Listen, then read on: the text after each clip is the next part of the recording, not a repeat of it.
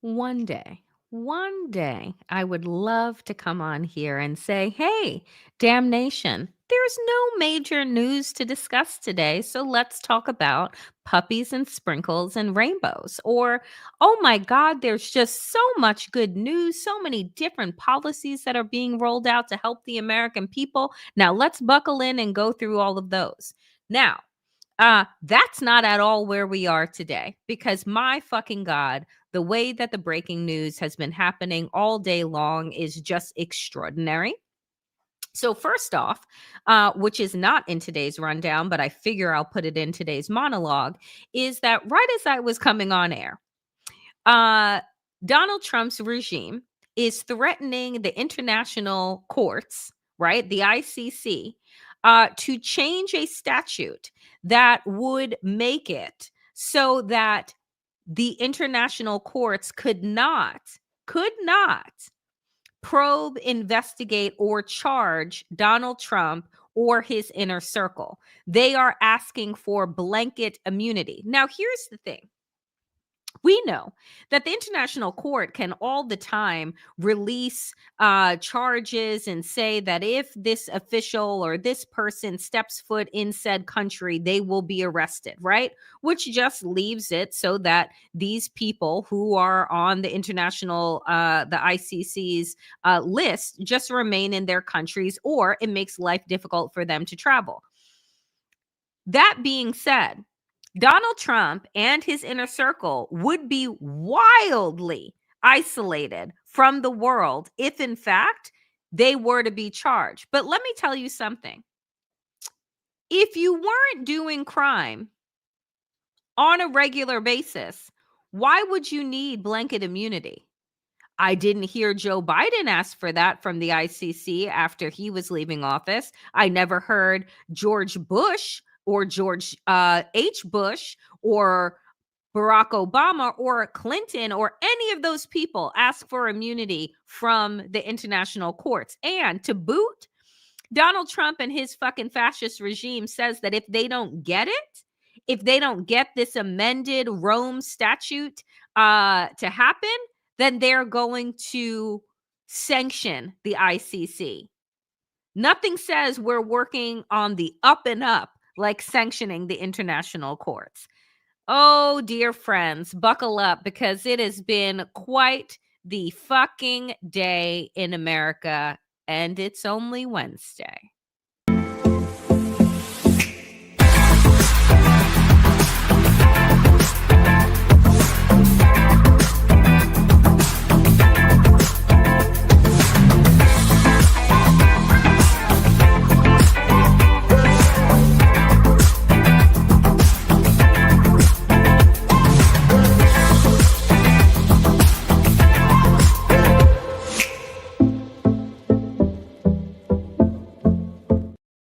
So, what else is happening in the international world? Well, let's just go ahead and start with this. The U.S. seizes tanker off of Venezuela, says Donald Trump. So, the latest is this. Trump said that the United States had seized an oil tanker off the coast of Venezuela without providing any additional details.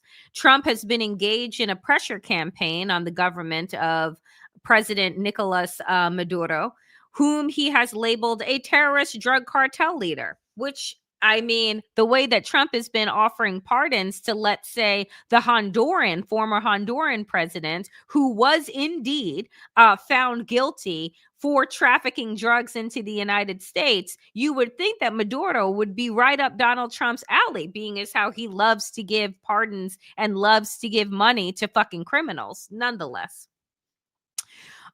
Trump has repeatedly suggested his military campaign against vessels he says are carrying drugs in the Caribbean. But again, they have no goddamn proof. They're just bombing fishermen. And that is why our allies have backed away from sharing intel because, you know, they don't want to get caught up at The Hague.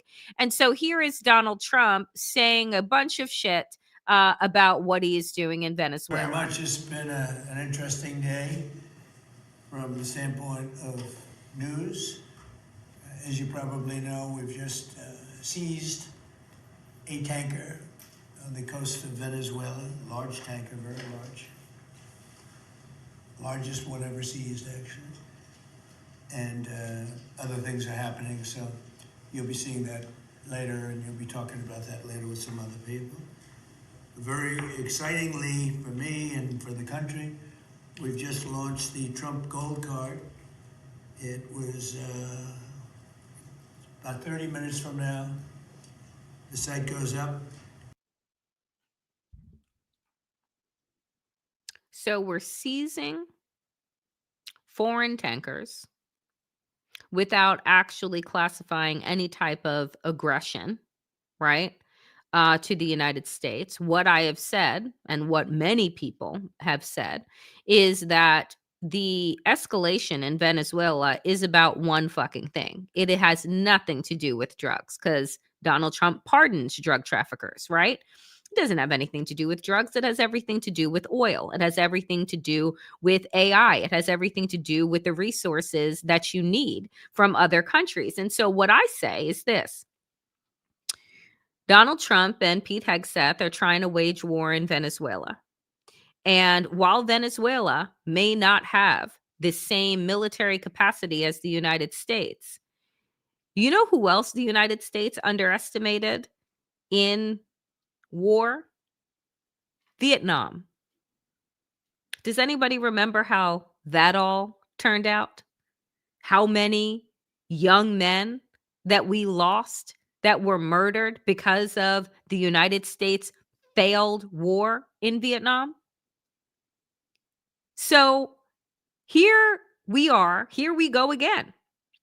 It's like consistent rinse and repeat of bullshit, because instead of putting our energy and our resources towards investing in innovative ways to, I don't know, have electricity run, have things run around the world, we just continue to throw money at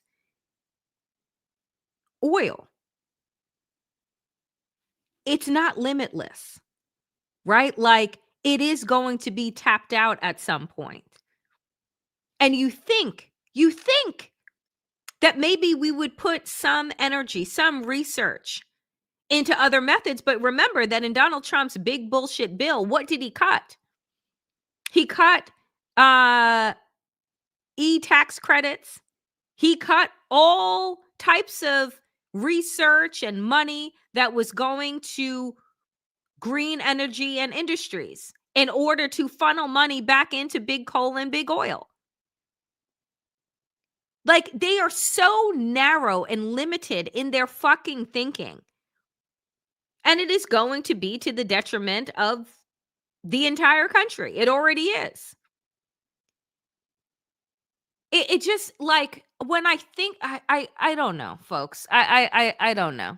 There are just days where I'm just like, how does this end? Do you know what I'm saying? Like, constantly going to war, constantly going to battle over resources that are limited, constantly building up different trade agreements and then breaking those trade agreements and then invading other places, all to get oil, all to get natural resources in order to make a few people wealthier than they already are. It's like, when are we going to invest in the future of humanity as opposed to these are aggressive moves? I just don't know. But it definitely isn't going to happen at the hands of this MAGA-fied fucking white nationalist party. But I want you to take a listen, because Christine Amanpour was interviewing Peter Frankopan, I think is his name, a historian, and talking about the United States and how he has never seen the United States with this much power. And when he says this much power, he's really talking about the evil power that the United States is emanating right now, just publicly. And I want you to take a listen to what he said, because he's saying, I've never seen in my lifetime the United States be willing, being this willing to use coercion globally? Consistent is clearly catnip to those who are consistent, to Putin, to Xi. They are consistent in their policies. They know what they want and they're going for it. And Putin demonstrates this to President Trump every single day. In fact, they've said, Peskov, his right-hand man, has said this doctrine mostly aligns with our vision for what's going on. So how threatened should Europe feel, and America, frankly, by giving this kind of succor to Putin, especially now, and we'll talk about the talks around Ukraine? I mean, if you were cynical, you'd think that a lot of these things in the strategy and how Trump talks are Russian talking points. And, I think one shouldn't underestimate the skills that the Russians have in being able to shape global narratives, not just in Europe, in the United States, in Africa too. But, just to pick up on that, Latin America, China's trade with Latin America in 2000 was $12 billion. It's now more than $500 billion. Its trade with Mexico has doubled in the last 4 years. The idea that China's going to get shut out of the Western Hemisphere looks like it's a pipe dream. I suspect that some of this is around how Russia seems to fit into how the US sees the new global world order. And Marco Rubio, in his confirmation hearing in the Senate in January, said the post-World War global order is not just obsolete, but acts against US interests. So we see the US using coercion. Do you think that's true? It doesn't matter what I think. No, it's but what do you he think thinks. factually? They might think that, but is that factually true? I think that you could make the case that I've never seen in my lifetime the United States this powerful and being this willing to use coercion globally. And to some extent, there are different, the optics of what it looks like. And a US leader who looks like he's willing to use force, use tariffs, threaten invasions and so on, that looks bad. Whether he actually does it or not, there's a separate degree of belief of what you think actually will happen. But we're in a world where China uses its coercive tools quite aggressively too, as do Russia. And I think in a world of predators and of carnivores, being vegetarian, which is how the European Union is set up, probably is not helpful. So we need to emerge more in Europe and the United Kingdom from just being a trade bloc where we're willing to buy and sell and have the same standards for our light bulbs into something that's much more joined up and together. And maybe Trump, ironically, is going to push us together like he helped save NATO by mistake. And that is something that is incredibly interesting to me, because sometimes you have to look for where the silver linings are in the nightmare that we are living inside of. And what he is offering, what this historian is offering, is that it is quite possible that Donald Trump unites, right, the European Union in a way that isn't just about trade, but is really about their safety, is really about looking at the United States potentially as a combatant. Because if Donald Trump, right, like what he is laying out there is saying, we have always known where China stands. We've always known where Russia stands, right? We've known where the Saudis stand, right? But the fact of the matter is that right now we have no idea. America goes with the wind. Whatever Donald Trump musters up in this, deteriorating mind of him, we don't know where it stands. So if you are the international community, you can no longer rely on the United States to be your ally, because you are seeing exactly what the United States is doing with the Russia-Ukraine war.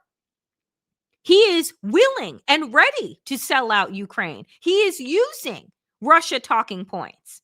Ukraine falls, as the European Union knows, then the rest of those countries fold like dominoes.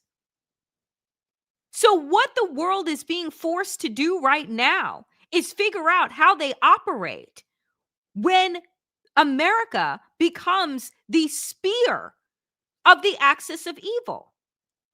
This is why we are all riddled with so much grief and so discombobulated. It's because we have never experienced in our lifetimes America being the bad guys. Now, let's be clear. America has done absolute fucking dirt around the world since its founding. We just have really good PR. But America has been dropping bombs, moving around world leaders, always to benefit their ability to extract, right, the resources that they need. But we have never outwardly right? Like that shit has been done. That dirt has been done, right? Behind closed doors. We have never outwardly seen the United States say, if you don't give me this, I'm coming to shake you fucking down. So he is saying, we have never experienced this before.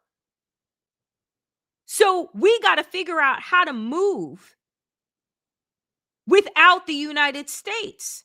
And this is what Donald Trump's regime is forcing the world to do. He said, oh, America first. No, it's America alone.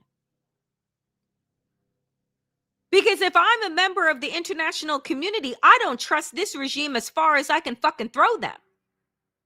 It's exactly why, oh, they're talking about, oh, well, we came up with a new deal with President Xi out of China in order to get the Chinese back in our farmers' good graces in order to buy the soybeans. And all of a sudden, folks are like, didn't the Chinese say that they were going to do that before? And they didn't, because they don't trust you. Because one day you say, oh, we're going to cut tariffs. And the next day you say tariffs on China are going to 250 fucking %. So why would we do business with you?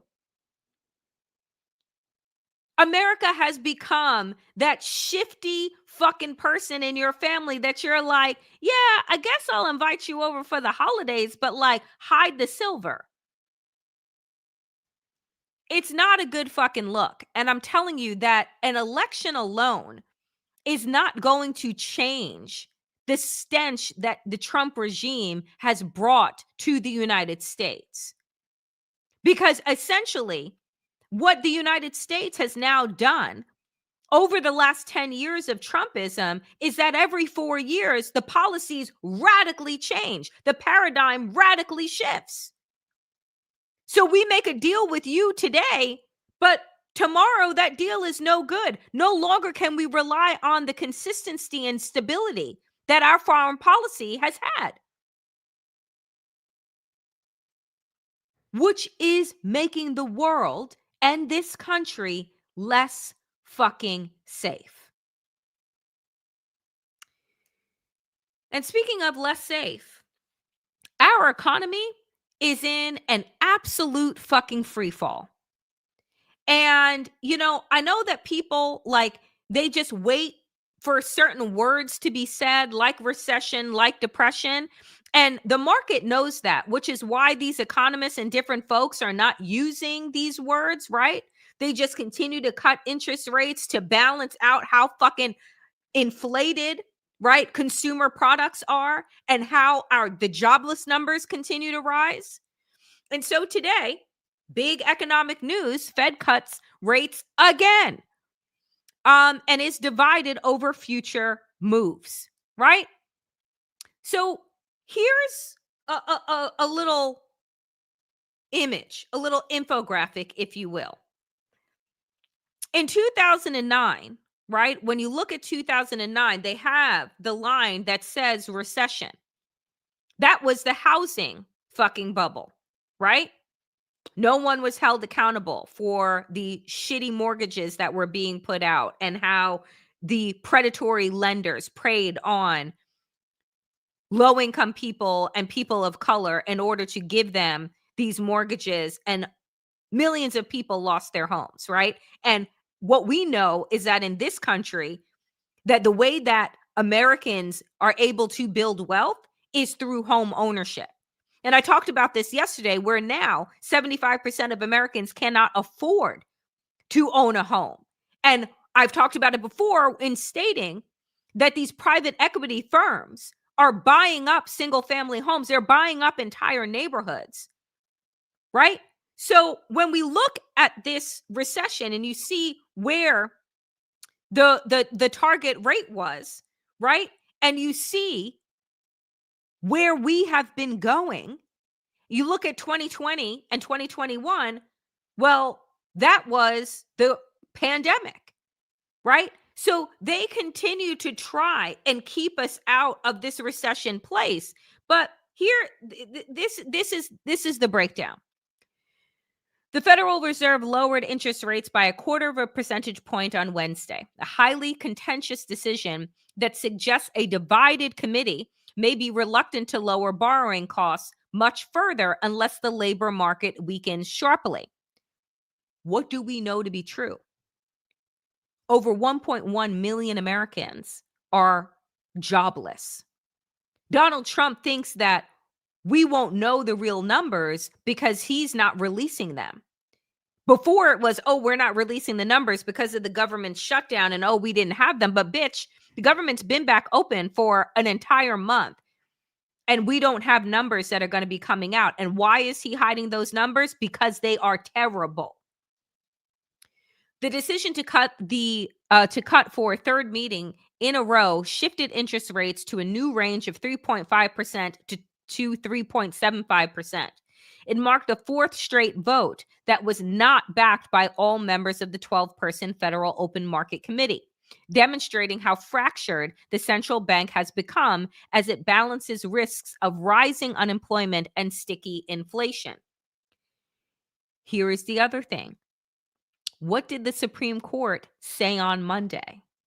The Supreme Court is preparing to give Donald Trump more power so that he can fire independent government officials, aka Jerome Powell, the head of the FEC. Now, what people have said is that the central bank needs to remain non-political, non-partisan. They're just supposed to look at numbers, not fall to the whims and the pressure of whoever is in office. And the Supreme Court is getting ready to say, fuck it.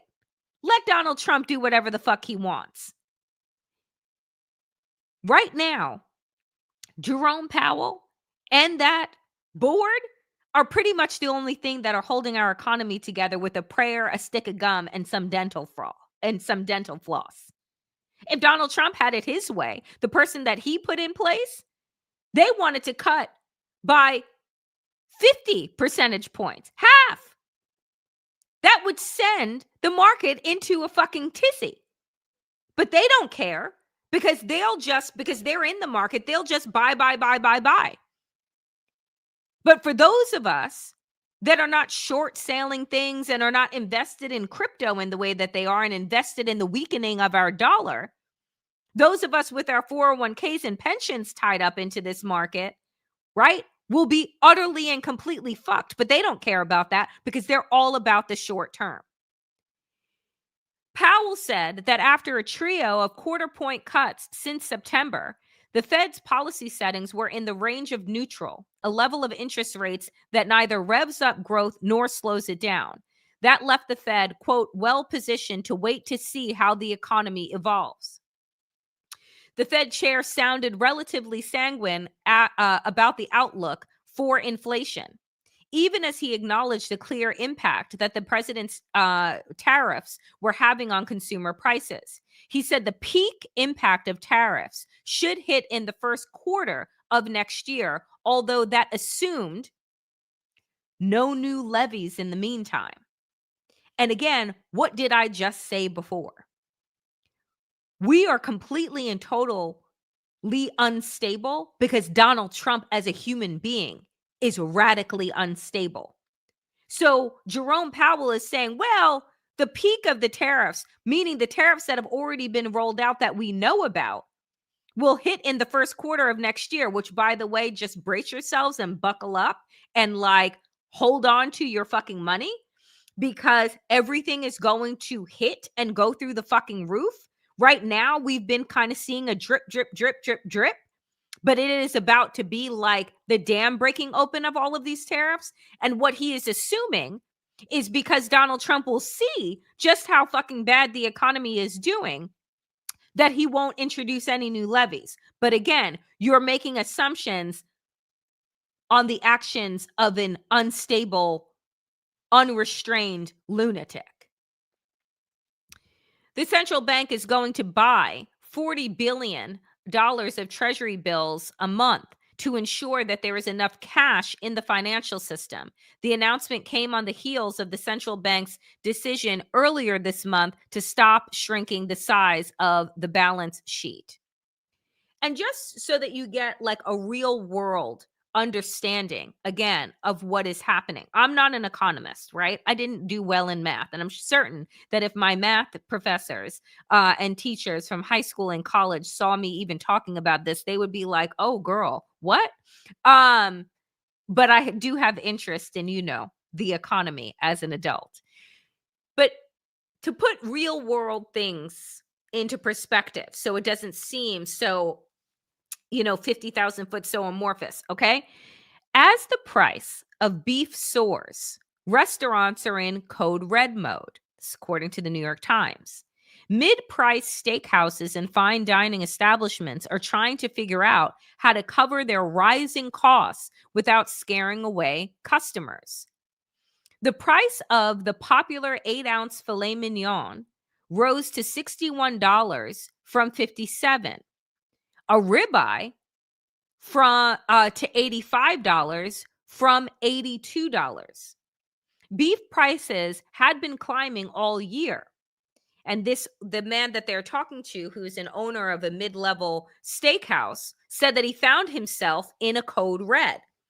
Mr. Hall, who heads up Hall's Chop House, which is family owned and has 5 steakhouses in the Southeast.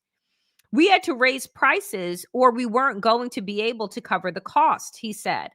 Every time we do a price increase, I have butterflies in my stomach wondering how customers will take it. How much restaurants can raise menu prices depends largely on who their customers are.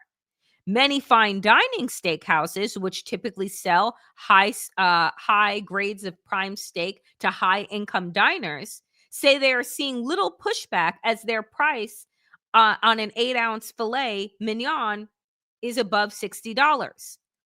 But when the mid-price chain, Outback Steakhouse, raised prices over the last couple of years, consumers balked. Traffic nosedives. It closed locations, and the stock of its parent company, Bloomin' Brands, plummeted nearly 47% in the past year.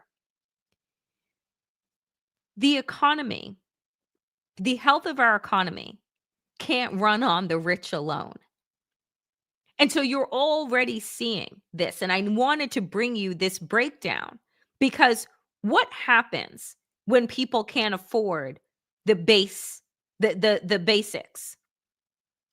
They stop dining out altogether. What did we see happen during COVID when we weren't able to go outside? We saw restaurants fold left and right. And then all of the businesses around there get affected, right? So if we are setting up an economy where everyone has to tighten their belt because the dollar is not going as far as it used to, now they are saying that making $100,000 a year is akin to making $63,000 a year in 2010. That means that the small luxuries that we have all become accustomed to that are like the hallmarks of living a comfortable, quote unquote, middle class life, like dining out, like shopping and buying unnecessary bullshit, all of those are going to go away. And so I guess that this regime is relying on the top 1% to keep the economy afloat because they're the only ones that are going to be able to buy shit and do shit. Because the rest of us, the 99%, aren't. And so you can take a listen to Fed Chair Jerome Powell in essentially blaming Donald Trump and his tariffs on where we find the economy right now. And again, it's important to listen to. Very little data on inflation have been released since our meeting in October. Total PCE prices rose 2.8% over the 12 months ending in September, and excluding the volatile food and energy categories, core PCE prices also rose 2.8%. These readings are higher than earlier in the year as inflation for goods has picked up, reflecting the effects of tariffs. Reflecting the effects of tariffs. And then you can listen to Jessica Tarlov, because what Fox and what Republicans continue to want to jam down the American people's throats is that, oh, no, no, no, Donald Trump inherited a really shitty economy. And because of that, he has had to make really hard decisions and bop, bop, bop, bop, bop. And it's just like, how long do you think that that is going to sell? How about people are just not buying it anymore? One of the things that President Trump will do, no doubt, is to remind people that the economy that he inherited from Biden was the one that ramped up inflation. So because the media will always pick up on Democratic attacks like Shapiro, Newsom, et cetera, then President Trump, I think, getting out there will at least try to prevent any ground being gained by Democrats there.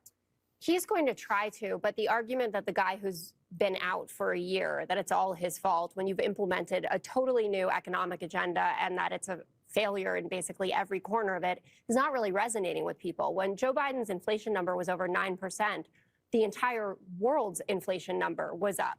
Donald Trump doesn't have the same issues that Joe Biden did. He doesn't have a supply chain problem. He doesn't have a global health pandemic that was killing millions of people all over the world. He's just setting our economy on fire, and not in the good way, in like the dumpster fire way. The A++++ grade, obviously that's ridiculous. But there are some key indicators that Donald Trump and his administration knows that this is going really badly. First, Susie Wiles having to go out there and say he's going to get back on the campaign trail. That'll really animate the right. Well, guess what? It'll animate the left as well. We aren't getting the jobs numbers anymore, the GDP numbers, or the inflation numbers. And we know that Donald Trump, if a number is even remotely good, or he can lie about it, he tells you what it is. Layoffs on track for Great Recession levels. ABC says 70% are spending more on their groceries, 60% more on utilities. Reuters, manufacturing has been contracting for 9 months straight. And this farmer bailout, $12 billion of his tariff pot, which he didn't need to put the tariffs in the first place. And the farmers are speaking out about this. This is Donald Trump's problem. He's the one who caused this. The head of the National Black Farmers Association, agriculture in this country has been in complete turbulence and turmoil since the president got elected. This is a man-made crisis. It is a man-made crisis, and it's pretty hard to deny it. And so what has this regime decided to do this week is that they've decided to put this agent of chaos back on the campaign trail to go talk to the people about what's happening. And the funny thing is, people are noticing, quote, you can hear a pin drop at Trump's rally as he lies to Pennsylvanians about prices falls flat. Prices are going down. It's a hoax. Silence.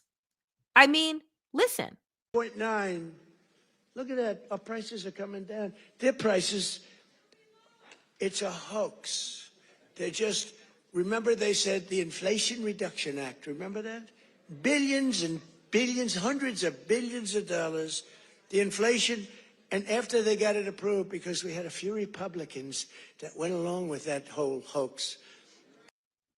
How are you going to continue to tell people that what they are experiencing with actual physical receipts when they're going to the grocery store, when they're going to a Best Buy, when they're going to a restaurant, how are you going to tell them that this is a hoax when they are actually experiencing the reality of it?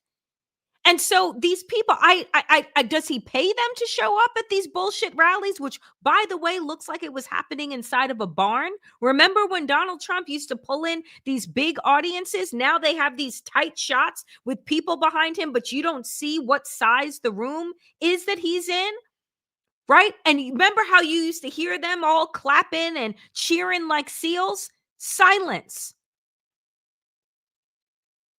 I don't know why they continue to show up. Maybe they think that Donald Trump will show them some favor, or that he'll actually care if he listens to their stories. He doesn't give a fuck about you or this country or anyone in the world for that goddamn matter.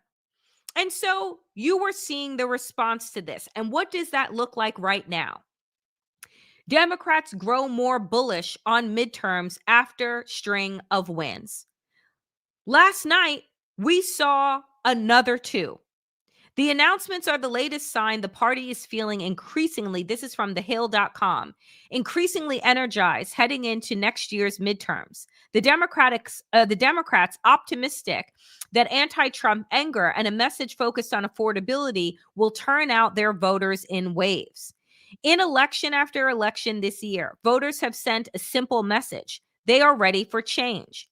Democrats on Tuesday flipped the Miami mayor's office and a state house seat in a district in Georgia that Trump won by double digits.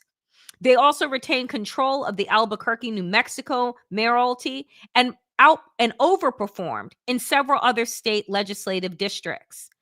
Those wins came on the heels of a Tennessee special election earlier this month when Democrats overperformed, and November elections that saw them beat expectations in New Jersey and Virginia.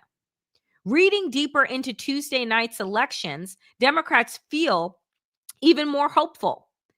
With Eileen Higgins' mayoral victory, Miami shifted 18 points from former Vice President Kamala Harris's 1-point win in the city last year, signaling Democrats are supercharged ahead of 2026. Higgins' senior advisor and campaign manager, Christian Ulvert, said in a Wednesday memo obtained by The Hill. And so don't take my word for it or their word for it. Take our friend Harry Enton's word for it. Surprising, because the last time a Democrat held the office of mayor of Miami was back during the era of The Birdcage, which was a great film in the late 1990s, one of my favorites.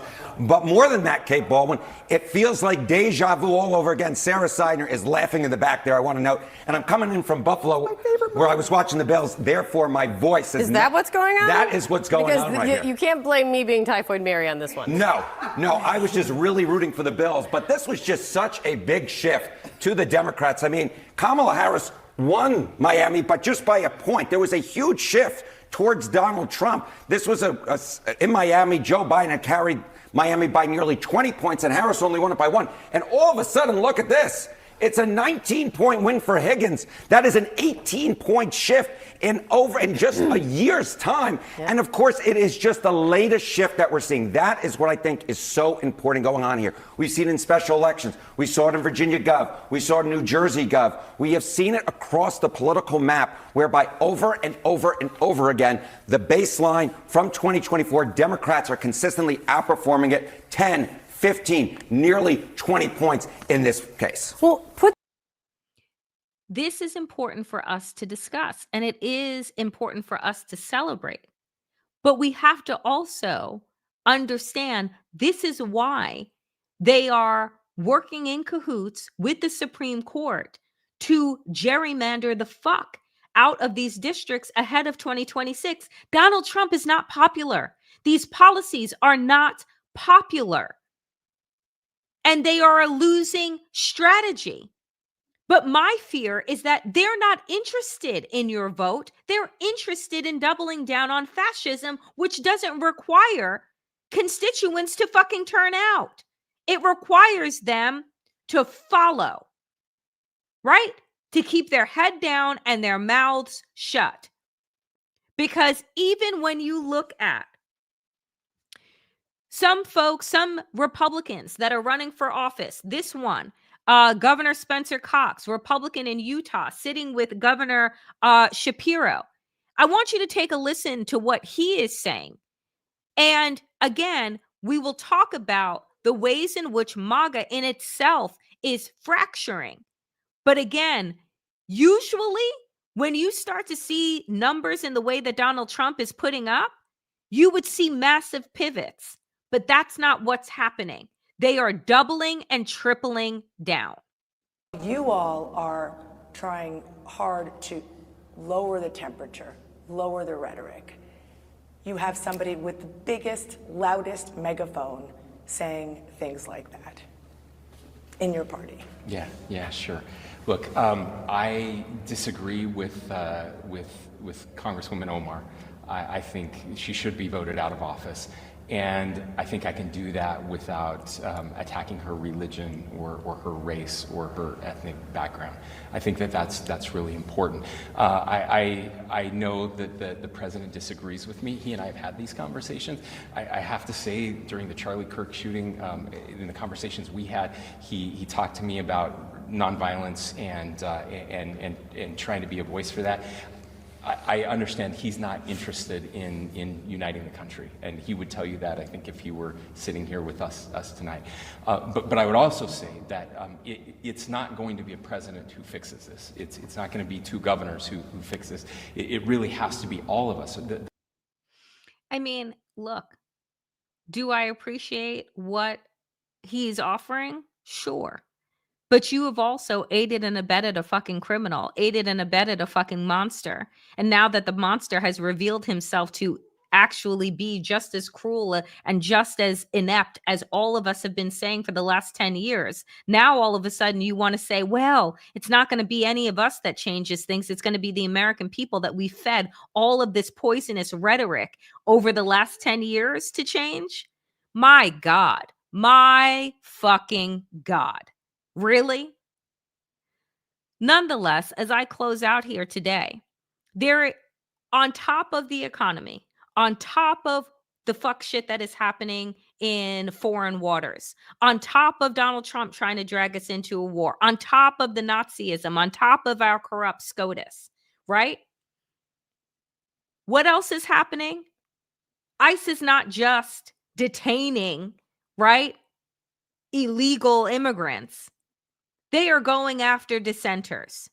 They are doubling and tripling down. And I believe that we are going to see a massive escalation in violence by ICE, by this government, as we head into the new year. Because everything else is failing. Everything else is crumbling. And they can't hold on to the lie. So what do they have to do? They got to bring out the batons. They got to roll out the tanks. They got to quell dissent. They got to shut everyone the fuck up. And how do you do that? By instilling fear. This is a veteran, a U.S. citizen that testified before Congress about being detained by ICE for 3 days. I identified myself as a U.S. citizen and a veteran, but that didn't matter. Agents smashed my window, sprayed tear gas and pepper spray into my car, dragged me out. I was choking on gas, unable to breathe, while officers shouted conflicting commands. Even after I complied, I was taken to a detention center and held for 3 days without charges. No phone call, no lawyer, no medical care, even though my skin burned from the chemicals. My family had no idea where I was. I was released without explanation and without a single charge. Released without explanation or a single charge. His family did not know where he was for 3 days. This is going to be the norm moving forward. Any one of us at any time can be picked up on the street of New York, shipped to a detention center in Louisiana in a blink of a fucking eye. Right now, they are talking about folks coming in for the World Cup, screening social media, going back 5 years to see what people have said about Donald Trump. And then that will determine whether or not you're let into the country or whether or not you're picked up. Newsflash to people that want to go and watch the World Cup: do not come to America. Go to fucking Canada. Go to Mexico. You are coming here and you are putting your life on the line. And I can't imagine FIFA, who puts together that bullshit peace award, is literally going to put the safety and well-being of their own fucking league on the line in order to capitulate to Donald Trump. It is obscene and it is disgusting, but they are just as corrupt as an institution as the Trump regime is. Folks, there are just a handful of days left in 2025. We need to muster the strength, the clarity, the hope, and the faith that we can do something different in 2026 in order to not just bring the temperature down in this country, but topple this regime. Because I will say this about Spencer Cox. It is going to be up to the people. And it's why I call for a national strike every goddamn week. We are not making it to midterms. They are ensuring that they are going to rig the fuck out of it. We need to think bigger and more imaginative about what it is going to take in order to get rid of them. A handful of days left in 2025. 2026 is going to be what we make it. That is it for me today, dear friends, on the Danielle Moodie Show. I am so grateful for each and every single one of you that show up here on a regular basis. A quick shout out to my super stickers and super thanks. Folks, this is independent media. I make all my content free so that people have access to information, can critically think, can share, can like, can comment, and subscribe. This show, this channel is people powered. So thank you so much, Corinne, for the $3, Gatomania for $1.99, Snicky Kitty for $4.99, Ernst as always for $5. Folks, it is you that allows me to do this kind of work. And so I appreciate you. If you don't have the resources to drop some coins into my coffer, please do like, comment, subscribe, share this show, share this channel far and wide so it gets into as many feeds as possible. Henry, thank you so much for the $20. I appreciate you. Folks, I will be back tomorrow, 5 p.m. Eastern. Pass the joint, thank you so much. Becoming a member for a month for the channel. Appreciate you. Folks, I will be back tomorrow, 5 p.m. Eastern. Until then, power to the people and to all the people power. Get woke, stay sane, and in these extraordinarily dangerous times, dear friends, do stay safe. I will see you back here soon. Appreciate you. Thank you so very much for the $5, Bald Thanos.